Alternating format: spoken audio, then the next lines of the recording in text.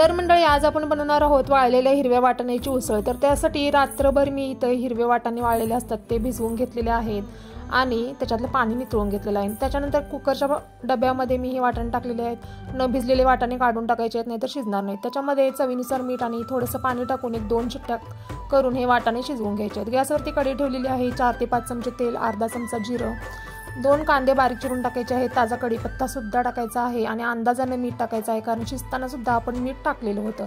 त्याच्यानंतर 8 ते 10 लसूण पाकळ्या सुद्धा टाकायच्या आहेत। हे व्यवस्थित परतून घ्यायचं आहे आणि 1 टोमॅटो बारीक चिरून टाकायचा आहे। टोमॅटो छान मऊ झाला की त्याच्यामध्ये अर्धा चमचा हळद आणि आवश्यकतेनुसार लाल तिखट टाकून हे परतून घेऊन त्याच्यामध्ये शिजलेले वाटाणे टाकायचे आणि ह्याला परतून घ्यायचं आहे। त्याच्यानंतर त्याच्यामध्ये थोडे मसाले टाकायचे, अर्धा चमचा गरम मसाला, अर्धा चमचा धनेपूड, 5 चमचा जिरेपूड टाकून परतून घेऊन 1-2 मिनिटं झाकण ठेवून हे वाफवून घ्यायचं आहे आणि वरून ओली कोथिंबीर टाकायची।